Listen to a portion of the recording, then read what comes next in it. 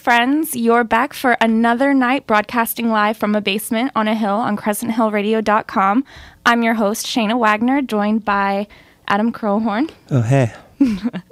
And we're really glad to have you guys here this evening. We have two special guests in the studio with us, Kate and John Sayall. You can visit their website at www.dogblogusa.com. I was really afraid I was going to mess that up. It was kind of a tongue twister.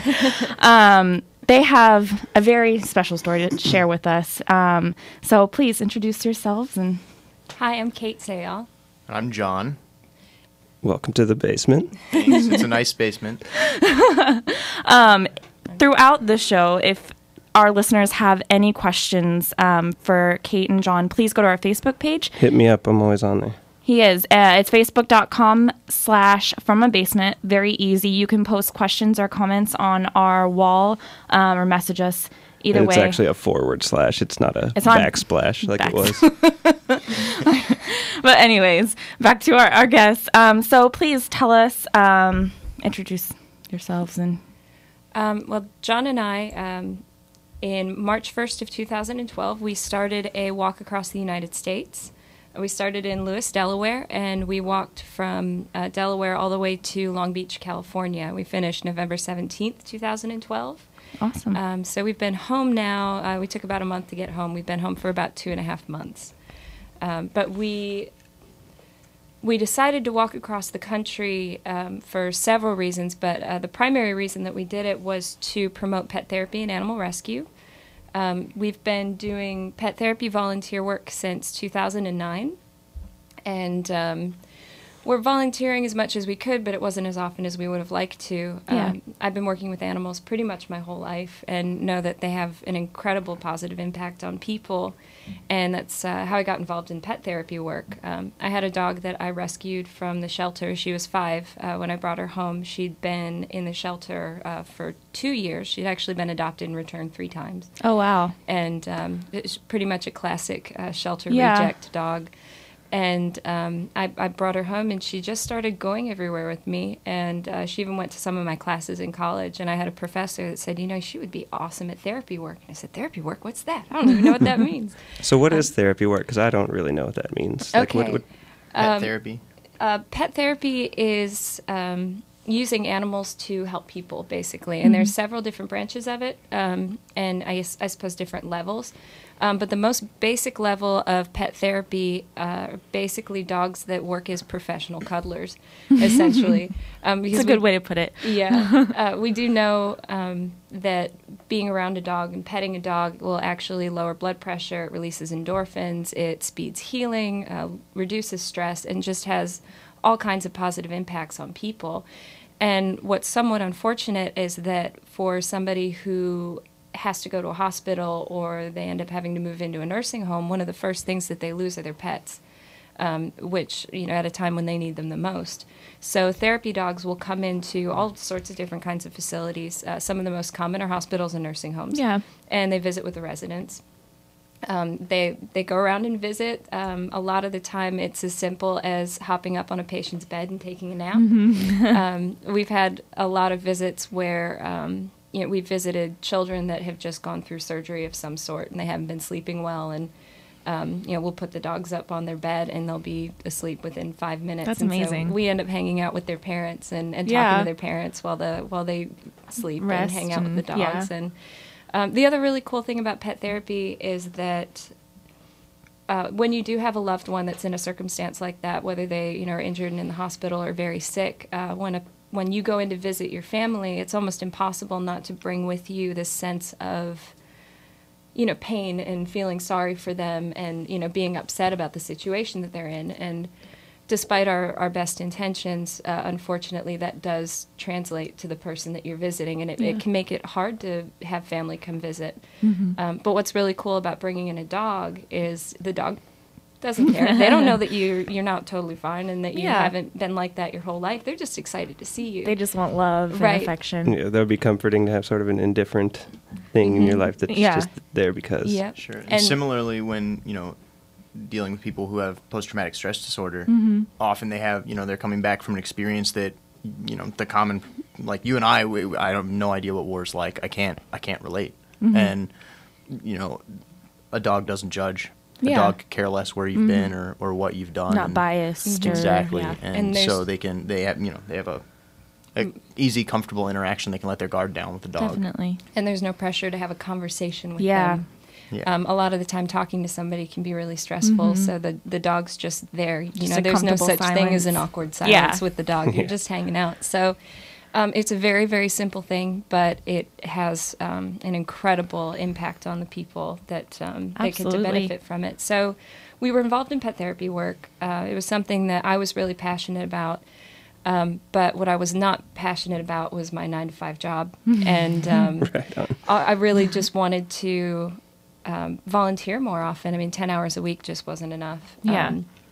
And we were trying to figure out how to change our situation and live for passion, not for a paycheck. And and we'd been married for just a few weeks, I think, when we decided to take this trip.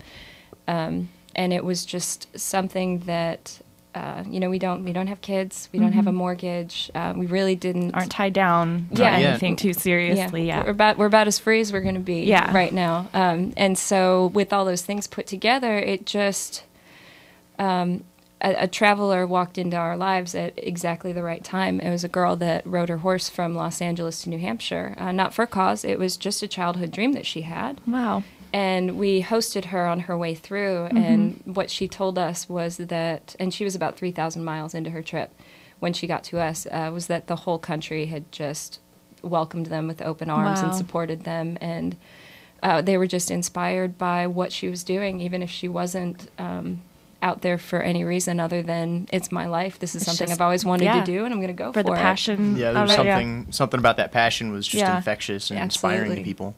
And while we were hanging out with her that night, I just, my brain just started to go, and I'm like, that's all the stuff. That's all the stuff that I want to do. And we can take the dogs, and we'll do pet therapy work. And I looked at her, and I said, I want to walk my dog across the country. And she looked me dead in the eye, and she said, do it. It'll be the most incredible thing you ever do. Go for it. And we're still in touch with her. And the guy that she went with, to this day, we are pretty good friends with them. They're really wonderful, and were quite helpful to us when we were planning as well. Yeah. But the idea to walk across the country with our dogs to promote pet therapy, it just brought together so many things that were important to us. The act of walking with a dog is, it's very primal bonding time. That's how dogs bond with each other and form a pack and form family units. They travel together. And walking is something that's very important to fulfill in a dog's life. That's really kind of the basis of what they're designed to do. It's really the foundation of the whole relationship. Definitely. Right. So walking that far with them to us was... it was a way to bring attention to the importance of walking with your dog, the importance of that human and canine bond, and it also they were quite well behaved in their therapy visits because they were well exercised, so that certainly didn't hurt either. And we were able to visit 45 facilities all the way across the country. Everything from nursing homes and hospitals to homes for at-risk youth, and a lot of veterans facilities, senior centers, elementary schools, all kinds of different places. And there are many, many different programs that you can do with pet therapy. Yeah. Some of the time it's just comfort, but we also do a tutoring program where we'll go into elementary schools, and kids that are struggling to learn how to read will get to read to the dog. So rather than associating... That's really cool. It's a neat program. It sounds a little silly, but it's surprisingly effective. It's a confidence builder. Yeah, definitely. I had that growing up. Just how cool would that be to have a dog just sitting with you in class? And and they don't care if you miss a word here or there. And so the pressure comes off. Yeah, that makes perfect sense. Yeah, it's pretty amazing how quickly... we need more dog listeners, I think. Absolutely. They're such good listeners. But it's pretty amazing how quickly the children that we do that with, we see the results. Yeah. It's unreal. We were a little skeptical, actually. We're like, so the kid reads the dog?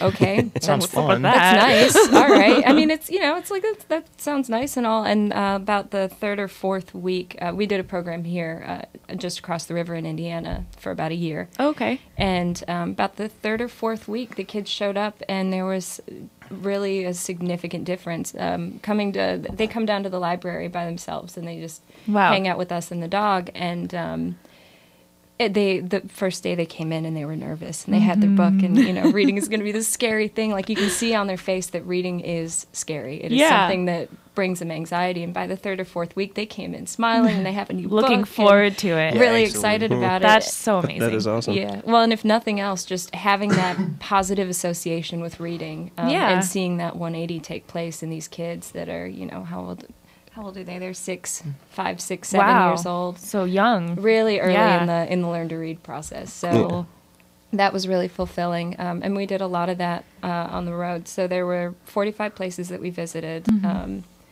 in, I think, 11 different states. And so that was really the focus of the trip. So we walked. We did walk coast to coast. I think the whole way across we skipped about 3.5 miles total. Okay. And that was just for construction or a bridge that was out, and we, you know, had to figure it out. But, I think our total miles walked was 3,088. Very impressive. He thinks it was 3,000. Are your calculations? Yeah, that actually is that's the number. The accurate number. Okay, awesome. So how long did it take you guys to prepare, and like what did you do to prepare for walking across the country? Because I don't imagine you could just be like, one day walk just across wake the country up today, I think. Well, you could just take my dogs. I'll just walk across the country. It started, what was it, October 6th, 2010, right? Yeah, that's when I had that conversation with Lenny where she told me to go for it. Yeah. And, right. And I never miss an opportunity to tell Lenny, the horse rider, I never miss an opportunity to tell her that she completely changed our lives within, 24 hours. It's amazing how much of an impact you they guys had. pretty much just decided that that's what you wanted to do right then. We were talking and it Kate, was out of my mouth, and John turned to look at me and said, "Yeah." Kate Why said, not? "I want to walk my dog across the country," and my awesome. immediate response was, "Yeah!" And I think that's when we realized we had definitely married the right people. Oh, I did a good job. And so we awesome. basically started planning that day. Yeah. It started with good old Google. Go straight to the internet, start asking questions. How do I walk across the country? And pretty quickly we found that we're not the first people to think of this. There's a surprising number of people that have done it over the years for a lot of different reasons. We know of 3 or 4 people that are out there right now walking. Yeah. And we knew of 2 people pretty shortly after we started doing research. We found 2 people who were actively walking in 2011, which is essentially the year we spent planning. And we immediately reached out to them. We were able to meet one of them, Tyler, who he was a big law lawyer, and he was making really good money and absolutely miserable. Yeah. And he just wholesale change in his life, and he hit the road. And we met him in Cincinnati. He walked basically a very similar route to us. Yeah. So we met him kind of coming out of West Virginia, and he's gotten to Ohio, and there's something about that part of the map. It's like the gateway to the Midwest.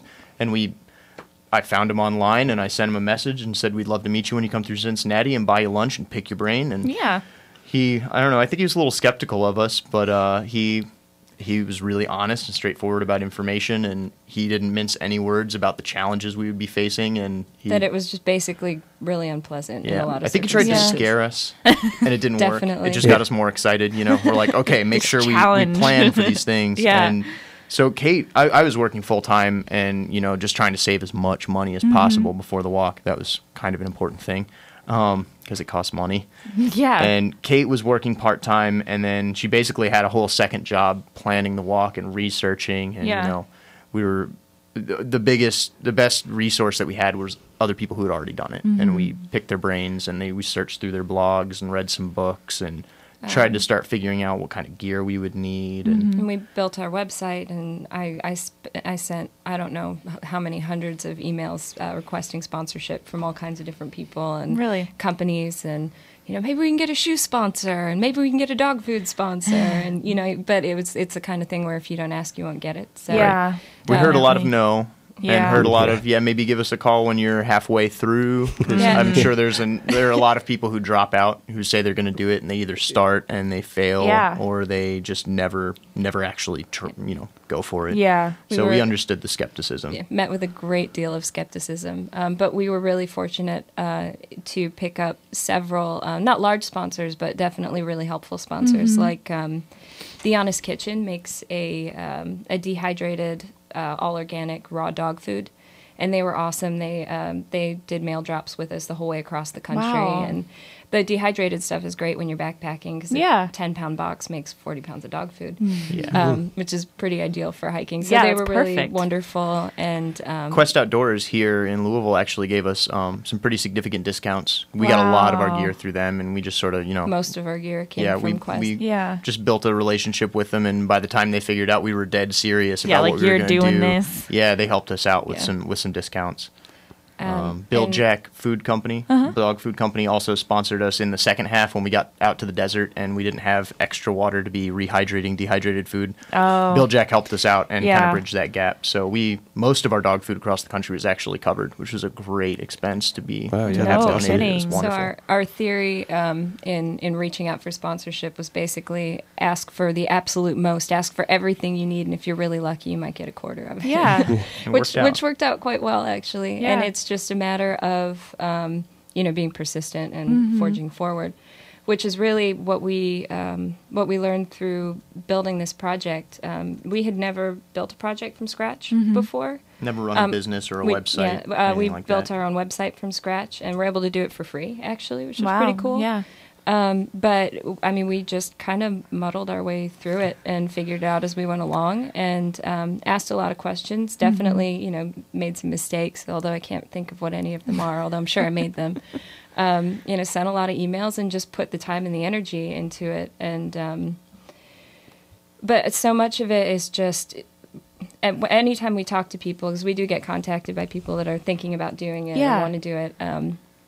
Making the decision to go, I think, is the hardest hardest thing. Anybody one. that, emails and says, I've decided to do this, I said, great, hardest part's done. Yeah. It's the first step. Yeah. And I think the second hardest part is, actually quitting your job and It's packing up scary. your It's stuff. scary for Kind of people nowadays because they rely so unplugging. heavily on their jobs. They don't know anything else. Yeah. Well, Just when you're like, I have and- to have my job so I can afford my apartment, so I can afford Yeah. my car and Well, and- everything. Like, And It's I think amazing. our careers have become a really significant part of our identity, too. And I think that makes it really hard to let go of a That's lot true. of that. We graduated from Ohio University in 2009, so not exactly the best job market. And we also Yeah. graduated You with had to fine arts graduate into, degrees. yeah. We graduated with BFAs. Right. So, Okay. we were kind of screwed there for a minute, and we knew it. But like what Kate was saying, the career is kind of what defines people right now in our society in many ways. And to be a young person in that sort of a job market,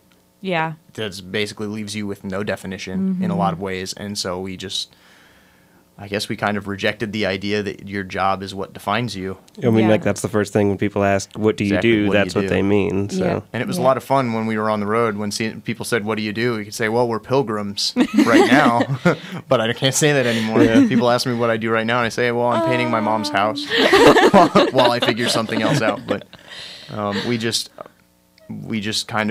decided we needed to build a new identity, I suppose. And I think more than build a new identity, I think we needed to figure out what our identity actually was. 'Cause Yeah. we were so Sure. mixed up in, I'm not my job, or I don't want to be my job. And one thing I will say about, because we both have 2 Bachelor of Fine Arts degrees. I have one in painting and one in art history, and he has one in photography and one in art history.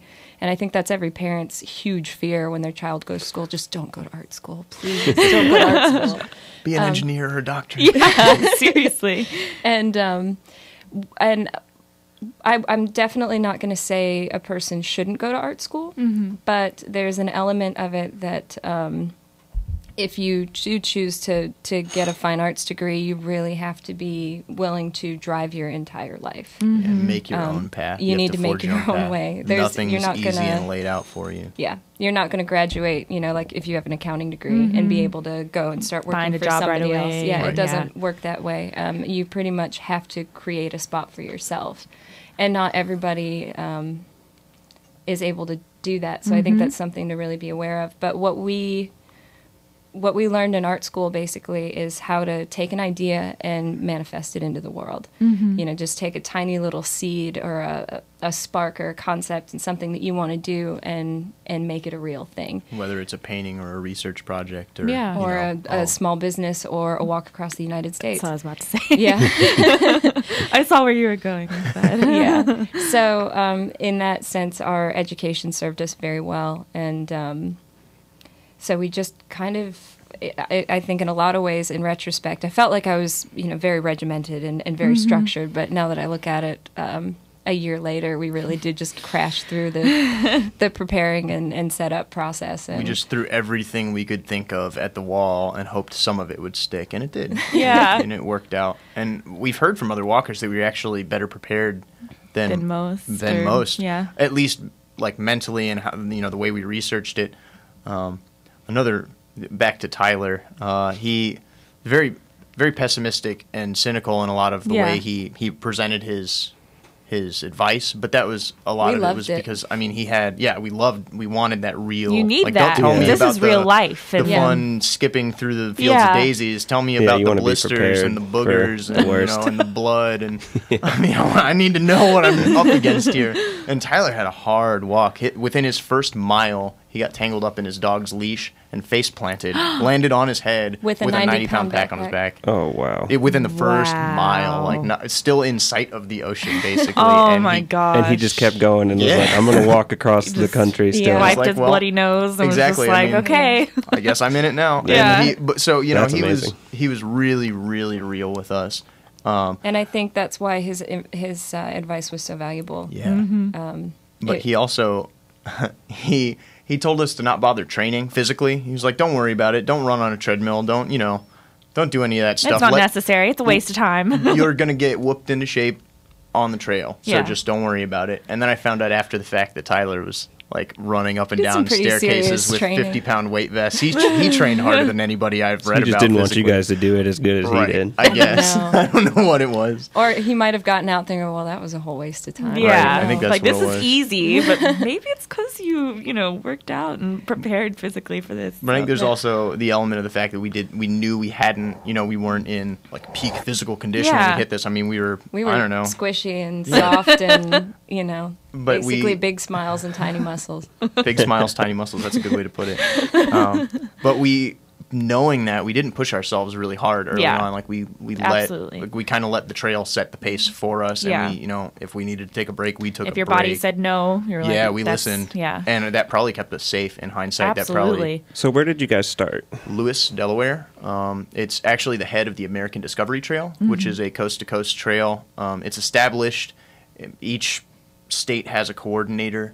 It's a really interesting trail. It's because it's unlike any of the other. It's not like the Appalachian Trail or the Pacific Crest Trail because it's mostly roads. Okay. You know. And they link and network certain trails that are on the path. So sometimes you'll be on a bike path or a section of a trail in a state forest or something like that. But roads link all of these individual Yeah. trails that they take you on. So- So it's a lot of road walking. And most like Appalachian Trail or Pacific Crest Trail hikers, that's like the one thing that you never want to do Yeah, is they don't- walk a road. They don't look forward to road walking. Yeah.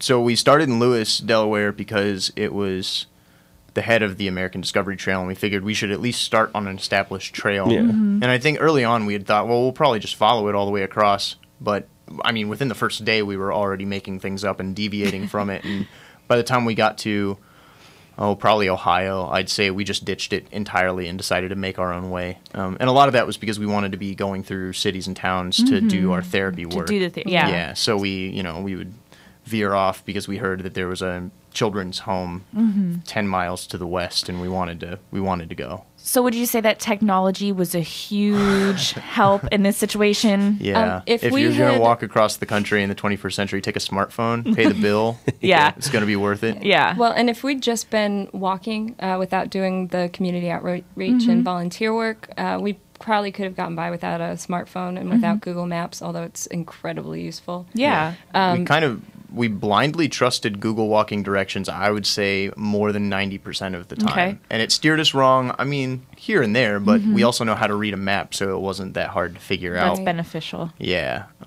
And, you know, at times we carried paper maps for areas that were really, you know, places we'd been warned about. There were a few places where locals were like, you're going to walk up and over that? You don't want to get lost up on I Dolly wouldn't Sods. do that if I was I wouldn't you. do that if I were you. Everybody, we told everybody we were going to walk up and over the Dolly Sods wilderness of West Virginia, and everyone from the Atlantic Ocean to the Dolly Sods was like, "No, you're not. No. Good luck." No. And by the time we not. got up and over it, and we're, you know, people are asking, "Well, where'd you come from?"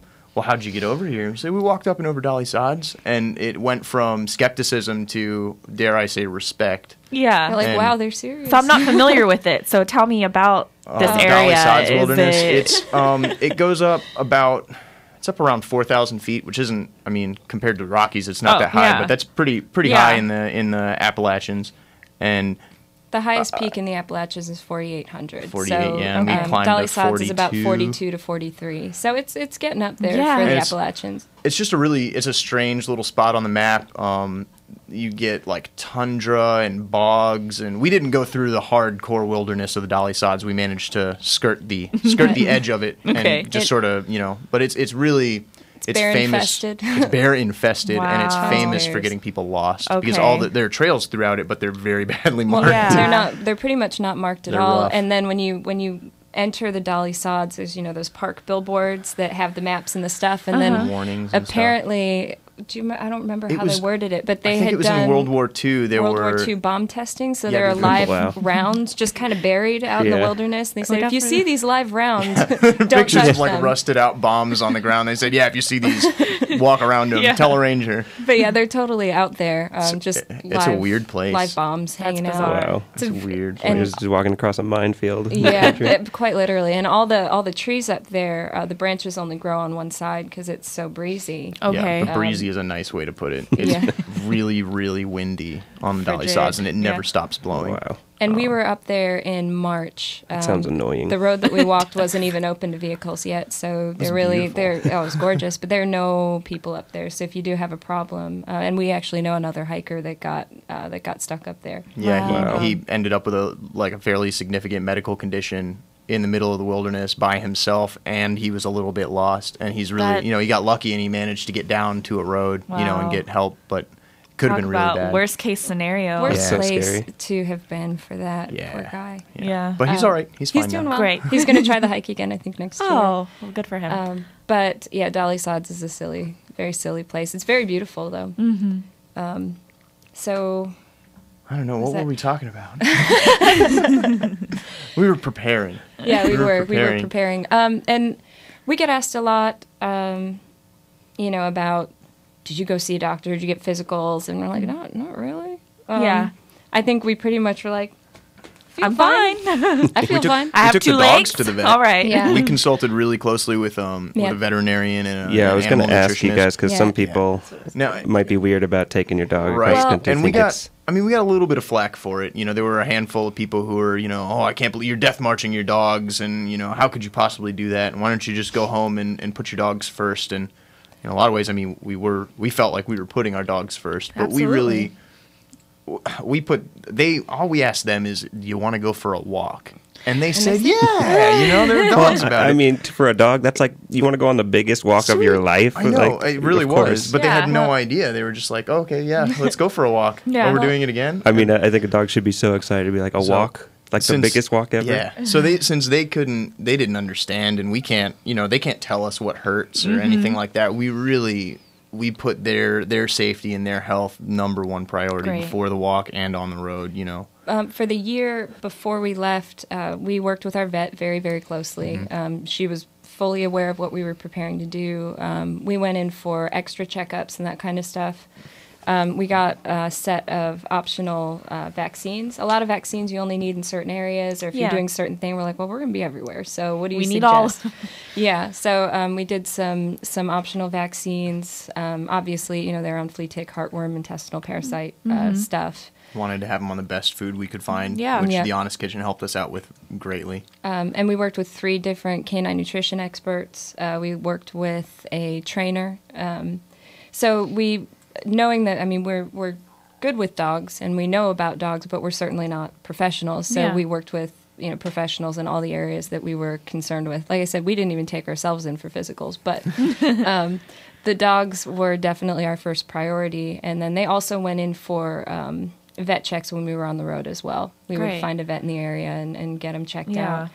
And we started with 2. We started with Grace and Max. And Grace is Kate's dog, and Grace Max is is mine. mine. And they're both, just to back up and tell you their history, Grace came from, Kate I was talked telling about you. it a little bit. Yeah, they both came from a rescue called Camelot Puppy Sanctuary in MacArthur, Ohio, which is really close to Ohio University. And it's a no-kill rescue. The woman who runs it, Stephanie, is probably our greatest cheerleader for this whole project. She's just a wonderful person. She's extremely positive, and she does everything she can to get these dogs safe. And she trains Happy them all. She gets homes. them good homes.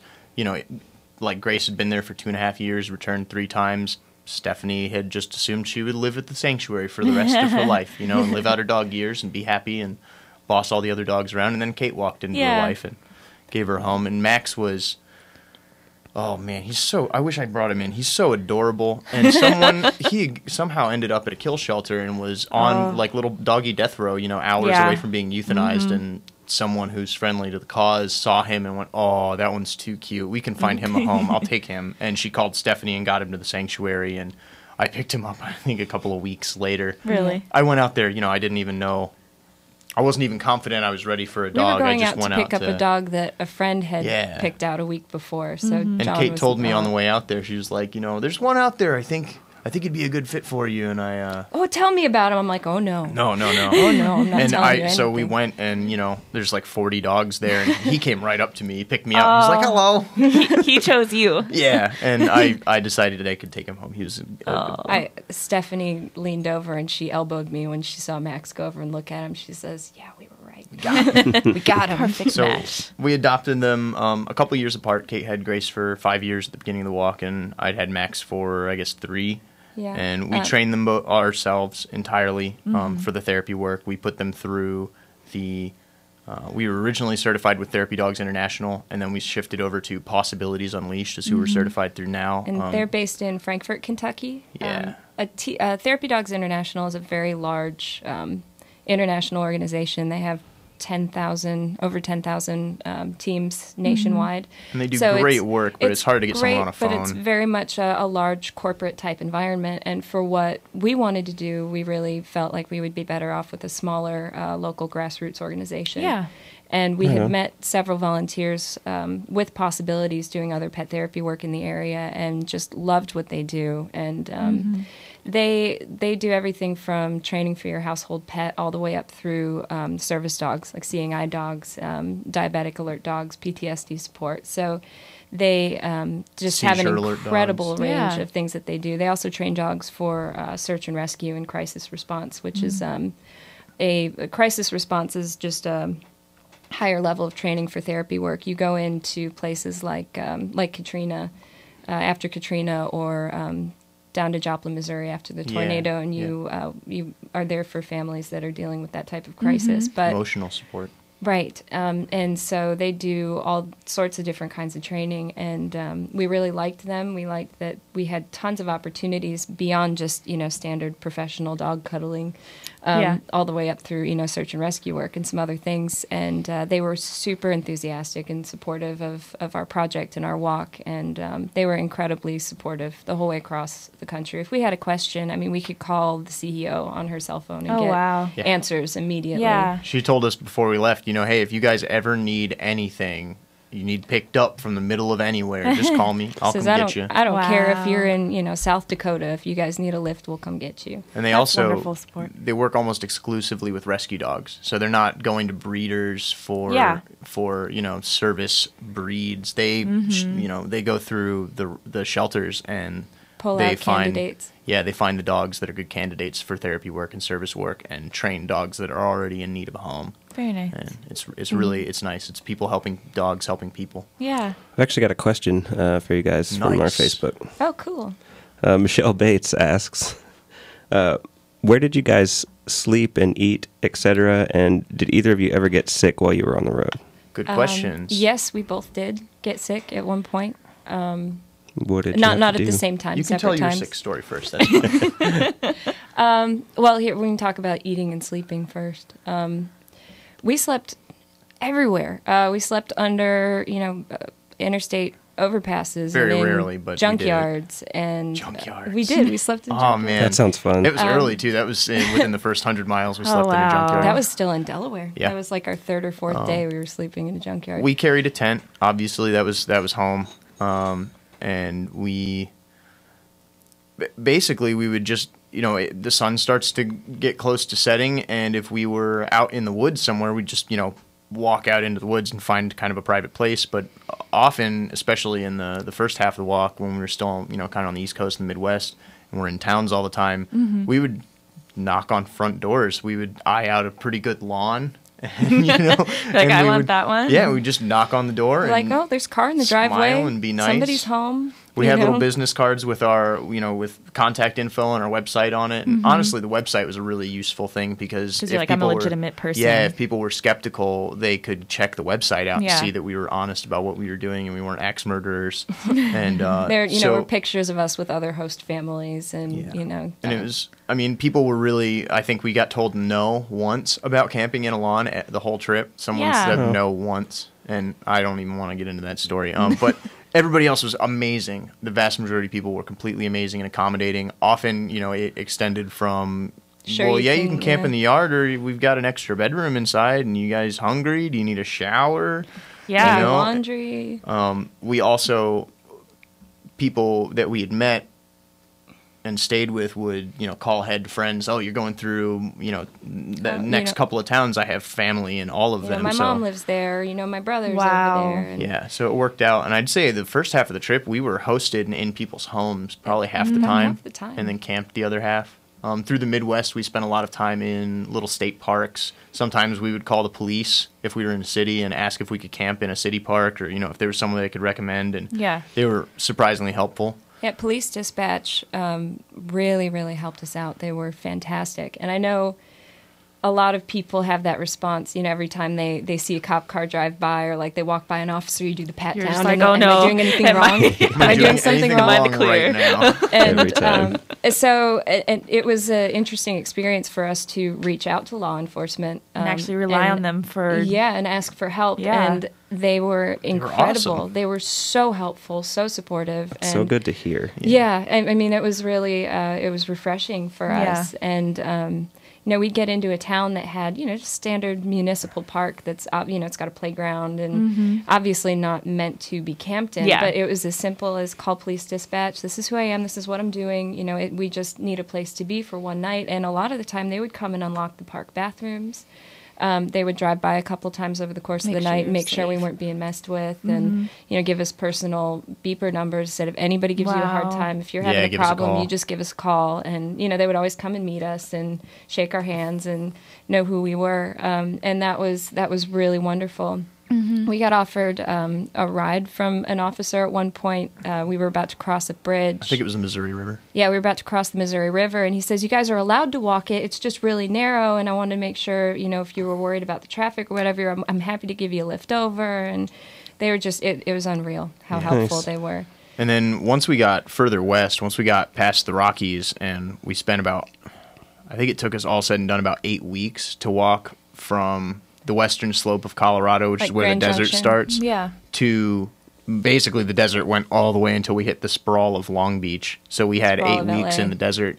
And what's beautiful about states like Utah and Nevada is Really a lot of Colorado, too. yeah, a lot of Colorado is almost all of the land is open. It's owned by the Bureau of Land Management. It's a federal organization, Which but means it's open for owned public by, use. It's owned by us. I mean, Yeah. BLM land is public, and you can do anything from have a fire to camp to even discharging firearm. Yeah, if it's legal in the states, you can do it on BLM land pretty Wow. much. And so all the way across Utah, we would walk until we didn't feel like walking Kind of anymore, look and at each then other and just be like, I'm walk tired. off the road. You walk off the side, and you're done for the Make day. camp. It was amazing. But And- then what else was in that question? Food. Food? About getting sick. I'm interested in that sick, as well. right. What do you do when you get sick far from home? I was the first one to get sick, and we did have health insurance. We Paid paid it our out of pocket the health whole insurance time. out of pocket. doing something. I think we did it mostly for our mommies. Make them feel better. Right. But it ended This is up actually my serving us mom really who asked well. the question. So of course she's the one like, "What you do? Did you get sick?" Well, I She got also wants to know if you guys got mugged. Nope. No, Never and got we mugged. Never, didn't, not honestly, once. not even Never even got mildly messed harassed. with. Oh, we got nice. Or hugged. threatened. That never happened. Awesome. And we've heard. I mean, I don't know. It might be a little atypical. I know no one really messed with Linny and Walter on the horse ride.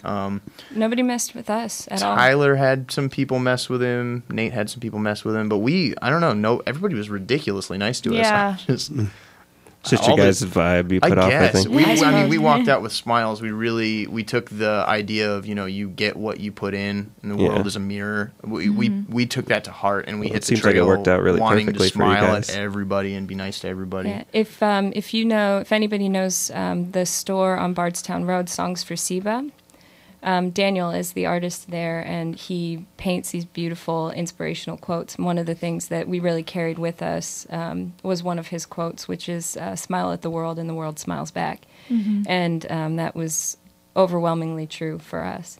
And if you've never been to Songs for Seba, please go check it out. We've never Bardstown Road. been. So Cool. it's awesome. Daniel is the nicest guy in Louisville. He might be the nicest guy in the world. I'm not sure, but I can vouch for the nicest guy in Louisville definitely, and he makes wonderful art. But so, Kate, you got Okay. sick I like 8 did. days in. It was our 8th day on the road, and we were only 7 miles into our day, and I could not figure out why my foot hurt so bad. This is the first time I cried on the whole trip. Oh. I just stopped on the side of the road, and I leaned on my trekking poles, and I just started to sob. And John's like, "Honey, what's wrong?" And we were only, I think, 0.8 miles from our lunch break, and it was like, "You can do it. We just got to get to lunch. We'll get those boots Yeah. off." Just And- cried through it and just pushed to lunch and got the boots Yeah. off. And And I took my boot off of my foot, and immediately my foot just went like it was swelled just up. twice the size it should have been as soon as I took off my shoe. And I mean, I'm it was like, all- that's not good. it was all red and streaky. You get a lot of blisters early on when Yeah. your feet are all mushy and Of soft and course. wet, and Yeah. so you Sweating and- get blisters constantly, and you can't stop. You kind of have to keep walking just because part there's of this the little deal. these little things called the Rocky Mountains and the Sierra Nevada that start to get snow if you don't move fast enough. So there is a little bit of a timetable to be Absolutely. managed, and Yeah. so you just kind of drain the blisters and bandage them and keep moving, Well, and eventually you get calloused. But Long before all that story happened, short, I had a blister that got infected and actually turned into a staph infection. So Wow. I had a staph infection in my foot. but we got lucky, and- got a ride to an and urgent urgent care. care. We're really, really, really happy we were paying our health insurance because it was handled. Yeah. And, she got... I only lost 2 days. I think I just had to wait for the swelling to go down enough that I Yeah. could put my And boot back on. course of and antibiotics We were on and our way. back on. And then I got sick. This was fun. I got sick in West Virginia. We were about 20 miles from the Ohio border. We were almost done. And we were out in the boonies. It is West Virginia. And I woke up one morning, that morning, again, 20 miles to go to the border. It was and like 25 miles. To was the it supposed to? border. Yeah, it was a long day. I don't know. We were supposed to be our first long day where we just pushed to get to the Right. border and get it and done. and we were going to stay with Kate's uncle and aunt that night, so we had a contact ready to go. And I woke up just feeling weird, and I tried to eat breakfast, and then I started throwing up and realized I was pretty sick. But we in the middle of nowhere, Yeah. no cell service. We kind of had to keep pushing, and somehow I managed to walk 8 miles, delirious and pushing our 200-pound cart. And And I tried to take the cart away from him. He's like, "No, it's good to no, lean I need on." to lean on it. And so I just kind of leaned on the cart, and it kept moving forward. And I don't know. I honestly can't tell you He how was I walked stopping 8 to- miles. He was stopping to throw up like every mile to mile Oh. and a half. Yeah, I couldn't keep anything down. I'd just get enough water in me to lubricate the next round of vomiting. And Yeah. it was. Oof. And we were But to on a be- rail trail, and so we were going through these old rail trail tunnels. And I got to throw up in one of them, and it made the most amazing sound I've ever heard. Yeah, but I it didn't get a sounded recording awesome. of it. Man, I didn't get to yeah, I sample wish it. we could go to the audio on that I one. can go find it and throw up again. Well, just record it and send it to Recreate us, it. and we'll play it. Yeah, 'cause- but it was somehow we made it 8 miles, and we got to a post office, and Kate's Uncle John picked us up early. Yeah, and I borrowed slept the it off phone at and- the post office and called for a rescue. But slept it off, sweated it out, and I ate a nice big dinner that night and was fine the next day. All so. right. Yeah, but really, that was it. That was the sick that happened. It was all within the first 500 miles, Wow. and then we didn't have problems again. Very nice. This is completely changing the subject, but you brought some music I to did. us. Well, before I left on the walk, I was working at Against the Grain Brewery and Smokehouse, which is on East Main Street. And have a lot of friends that work there as well. And one of them is probably one of the most underappreciated musical artists in Louisville. His name's John Rourke, and he works there. He also hosts a open mic night every Tuesday at 9 o'clock. And he plays a lot of his originals, which are wonderful, and then also invites other people, musicians, poets, or whoever, to get up and do some open mic stuff. And he was kind enough to provide us some of his originals this evening for some musical entertainment as well. Awesome. Well, I'm going to play one of those songs because we're all about local music here and supporting our local artists and stuff like that. So when I heard he was from Louisville, I was really excited. And I'd really like to play his stuff. And then after that, going to kind of wrap it up. I cannot believe that we have, it's already been 45 minutes. Yeah, it was fast. Happens every time. You sure we can't have an extra hour? Hey, if they'll let us. Okay, so this song that I'm going to cue up. One second, my computer's. And if you do want to see John perform, Tuesdays at Against the Grain Brewery at 9 o'clock. He's wonderful. Awesome. This is Casey Jones by John Rourke.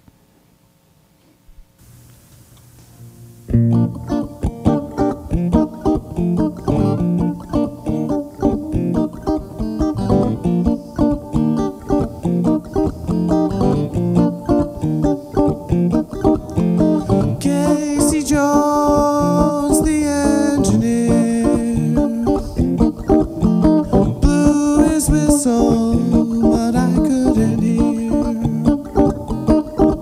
So I tried to jump across the tracks, but I was way too slow and had to hurry back. But I was feeling so alarmed that you would hold me in your arms and then you go and disappear. Will it be another year that I'm left to sit and wait? Wonder if you feel the same for me.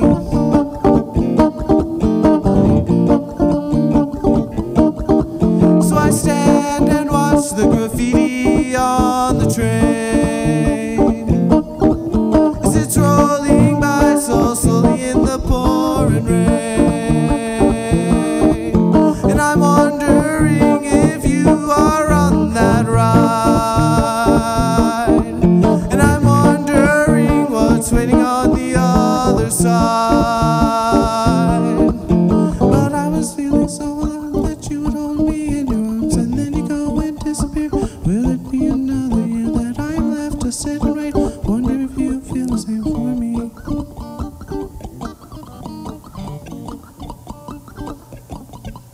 Yes, I was feeling so alarmed that you would hold me in your arms and then you go and disappear. Will it be another year that I'm left to sit and wait? Wonder if you feel the same for me.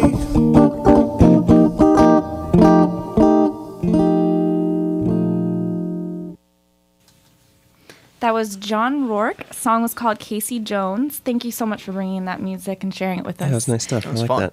That was fun. Before I forget, I want to remind our listeners that on April 28th, we will be having the Crescent Hill Radio Derby kickoff. It is at Expo 5, and it is only $10 for admittance. That is 9 bands, $10, or free with your Crescent Hill Radio membership. Which is the way to go. It Then is you're the way to supporting go. local radio and local music. Yeah. Absolutely. And people like John and Kate. The bands, the 9 bands that will be playing there are Appalachian, Korean Hetty, Discount Guns, Robbie Bartlett, Trappers Keepers, Memphis Beck and Friends, Bridge 19, Anton and Mink, and Alana Fugate, all of which are awesome local musicians. Again, $10 at the door or $25 membership. It's free at the door with your membership. So back to you guys. I want to ask, you guys have such an amazing story, and it really is inspiring and makes you just kind of want to quit your job and go out there and hit the road. But how would someone get involved in pet therapy if they were interested? There are several ways that you can do that.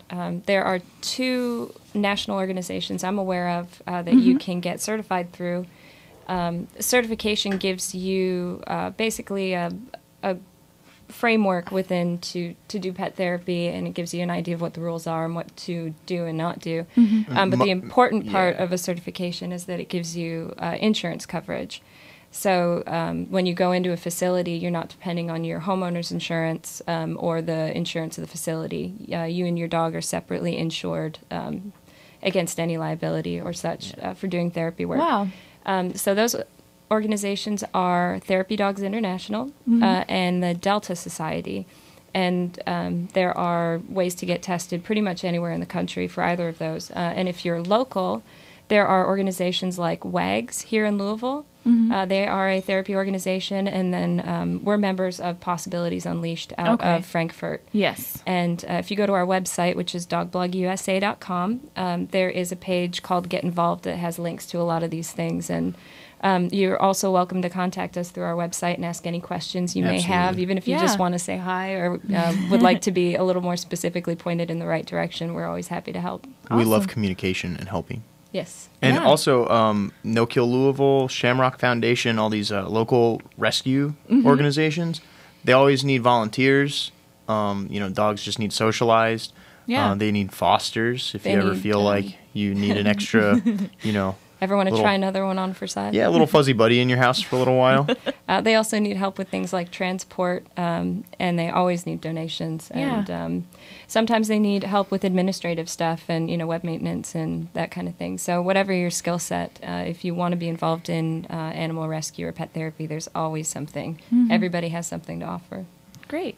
My favorite thing, after meeting you guys for the first time, I kind of went home with this, because I thought I had, a set amount of questions for you guys, but upon learning all of these things that are involved with your trek, it's kind of Unlocks new questions. it does, and you realize how many good people are out there.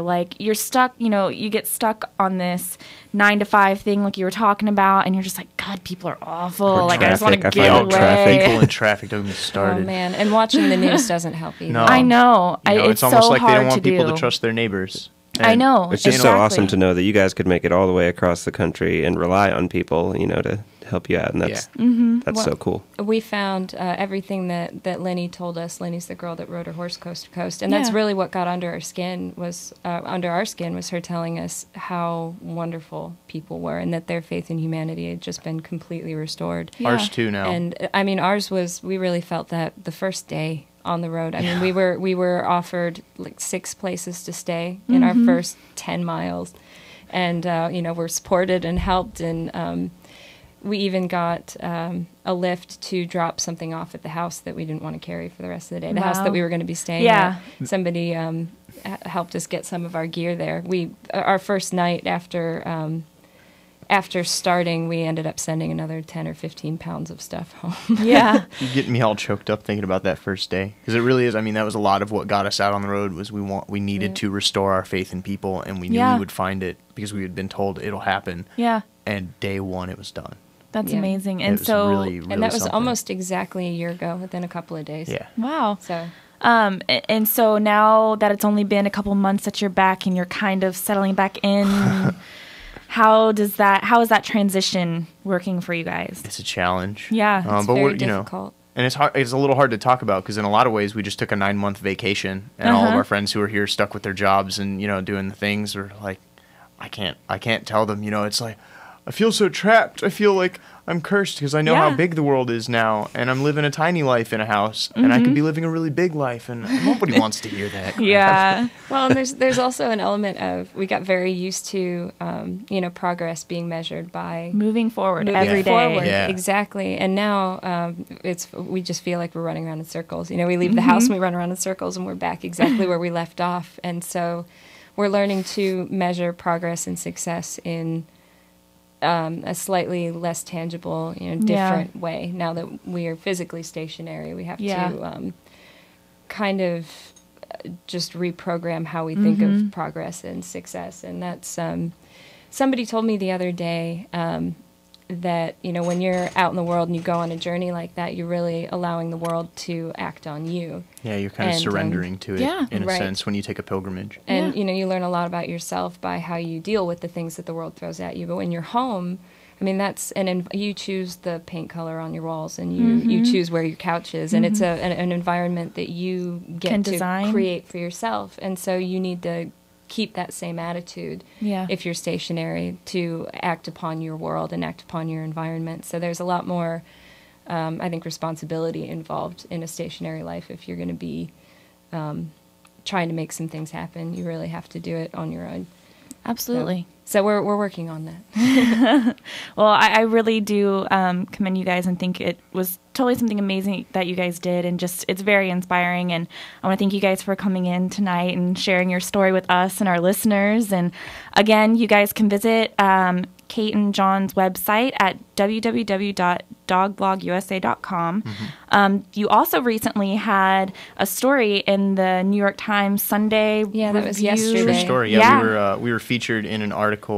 Kate Murphy wrote it. It was in the Sunday Review, and it was she interviewed a lot of different walkers. We mentioned Tyler a couple times. Yeah. He's in there as well. So we got a Cool. little bit of a Yeah. we got a paragraph or Little two. mention. And I Yeah. also got a couple of my photographs published in the New York Times. Awesome. Well, I posted that on our Facebook Awesome. I page. think we got a link to that over there. We so do. Check Thank out our you. Facebook if you want to see that as well. Absolutely. That's facebook.com/fromabasement. We have their New York Times article on there. I believe I posted on my personal Facebook the video that you recently made. That was just kind of like a compilation of your trip. So I'll be Yeah. posting that on our Facebook page as Great, well. thank you. Absolutely. Thank you guys.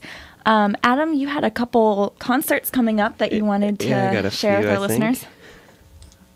Yeah, if we have time for this. Well, first we have Kim and Doug. I believe they're always on Wednesdays at Gersel's, and I think you can see them at 9:30 p.m. Also at Comedy Caravan every Thursday they do The List, which is just awesome. Yes, make it local out to comics. I mean, it's $2 to get in. It's an awesome show. Bunch of funny Bunch of local local people. You have March Badness 2, and that's going to be this Friday, March 15th, and that's going to be our friend Jerry Davis, who was on last week. His band Stereo Empires playing with Burning Babylon, Breakdown Kings, Two Slide Deuce, Kaiser, and Clown Car. Those are some good band names in there. But yeah, go check out Jerry. That's March 15th at Phoenix Hill Tavern. Starts at 9. Funny, we have the Hives are playing at the KFC Yum Center. Cool. And I saw it as the Hives at first, and then I actually clicked on it, and it turns out they're opening up for Pink, Oh, which I thought was an odd choice. that is an odd Of a choice. band to play together. I don't even know what to say to that. Yeah. All right. Well, Pink one. Tomorrow night at Headliners, well, first let me say this Saturday, March 9th at Dillinger's. Tall very Squares. important show, listeners. It's going to be Tall Squares' first show, and I'm half of Tall Squares, so come see me. And also Uncommon Houseflies are going to be there. The Protagonist and The Getaway. That's at Dillinger's in New Albany, Saturday, March 9th. Starts at 9, Starts and we at go 9. on first. Tall Squares going at 9, so be there. This is some seriously And awesome B Square. band names. I think so too. Anyway, we're going to go out on... Yeah, so there's a show tomorrow, right? At Headliners, They Might Be Giants with Moon Hooch. That's going to be at 7:30. Yeah, that's going to be a good show. Anyway, so They Might Be Giants. They're going to be here in Louisville tomorrow. So we wanted to go, Honorary local band. yeah, check them out For tomorrow, they will be. at Headliners. Thank you guys again. This has been awesome. It's our pleasure. Thanks for Thanks for having us. having us. And this is They Might Be Giants.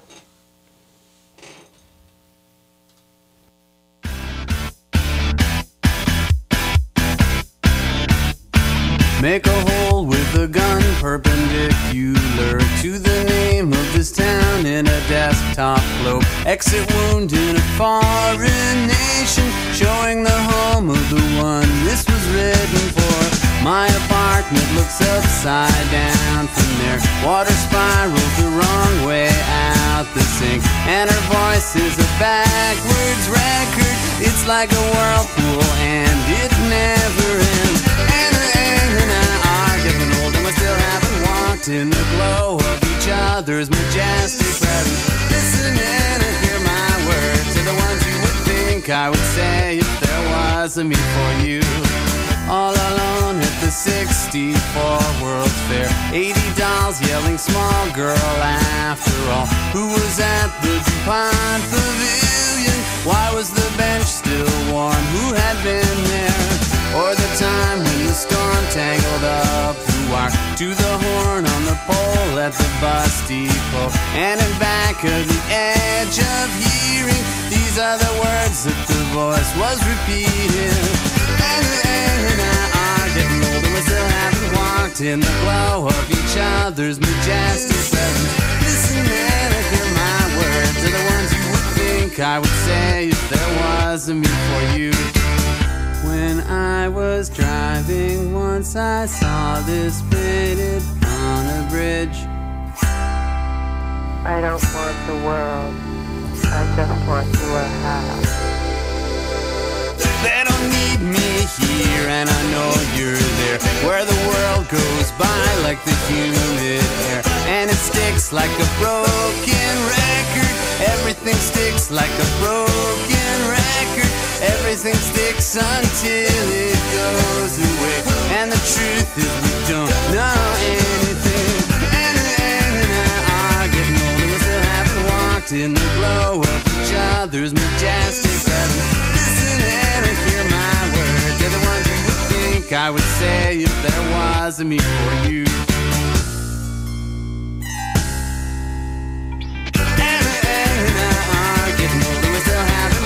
In the glow of each other's majestic presence. Listen and hear my words, they're the ones you would think I would say if there was a me for you. And I getting older, we still haven't walked in the glow of each other's majestic presence. Listen and hear my words, they're the ones you would think I would say if there was a me for you.